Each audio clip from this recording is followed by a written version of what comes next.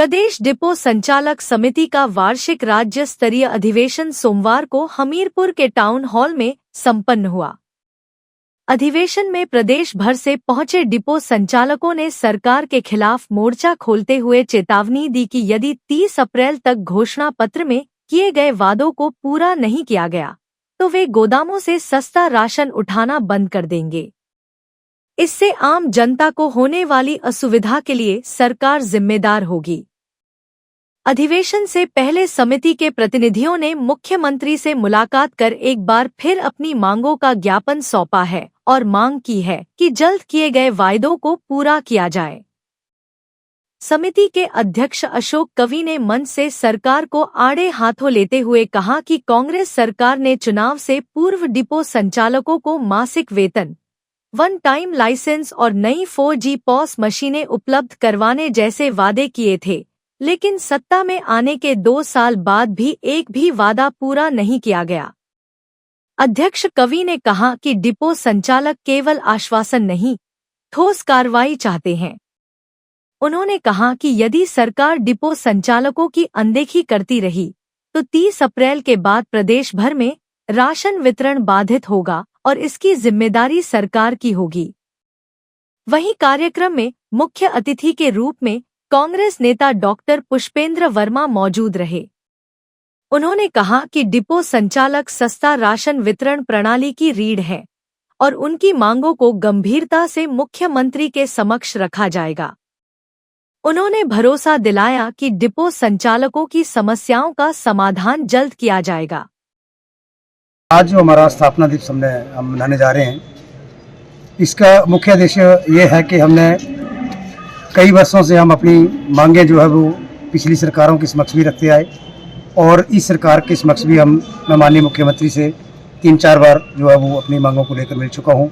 उप मुख्यमंत्री महोदय से भी मिला, माननीय मुख्यमंत्री महोदय से भी मिला, तो अभी तक हमें आश्वासन के सिवाय कुछ नहीं मिला। ना तो पिछली सरकारों ने कुछ किया, ना इस सरकार ने अभी तक कुछ किया।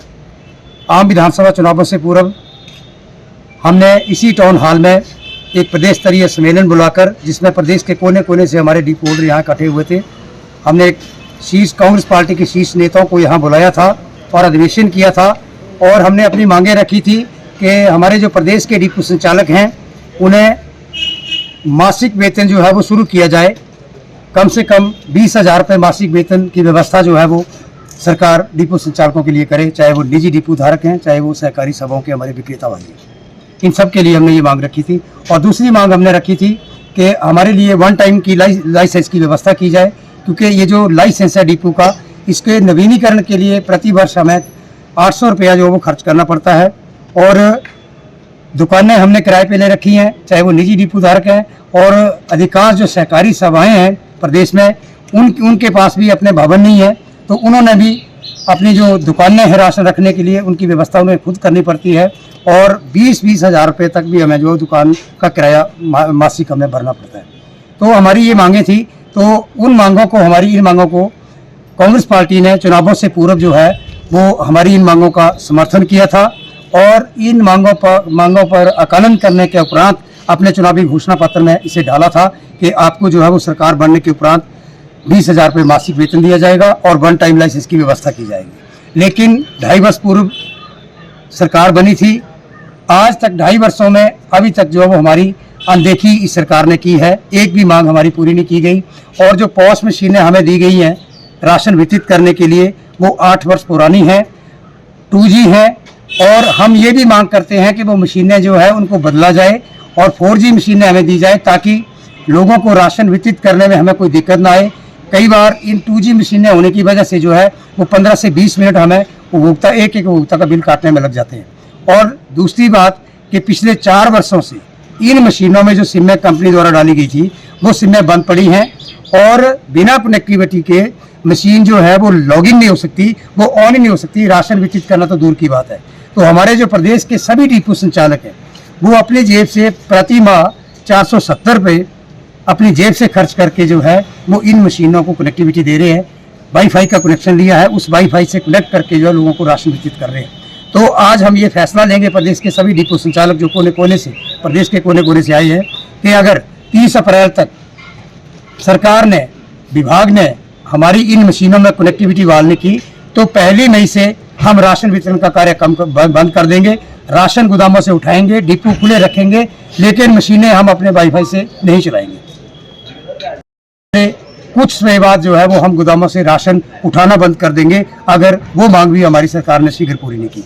हमने आपदा के समय सरकार का भरपूर समर्थन किया। सरकार को हमने पैसा एकत्रित करके जो है वो चेक दिए, चेक के माध्यम से पैसा दिया। और जब हिमाचल प्रदेश में उपचुनाव हुए, उन उपचुनावों में भी कांग्रेस पार्टी के समर्थन में, सभी प्रत्याशियों के समर्थन में हमारे जो डिपो संचालक थे उन्होंने तन मन धन से कांग्रेस पार्टी का सहयोग किया है और सरकार का भी हम आज तक सहयोग करते आए हैं। लेकिन अब जो है वो पानी सर से ऊपर निकल चुका है। अब हमारा सब्र का बांध जो वो टूट चुका है।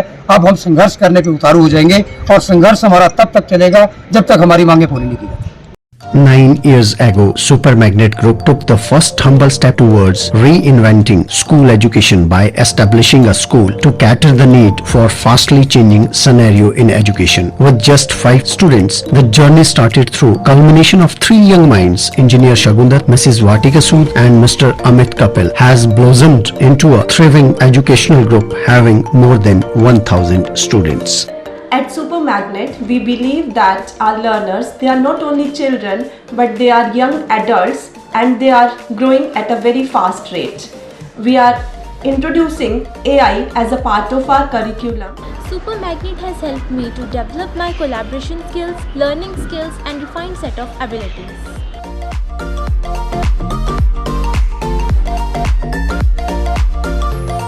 I have the opportunity to be the captain of our school team. At Super Magnet, special focus is given on the sports by our coach.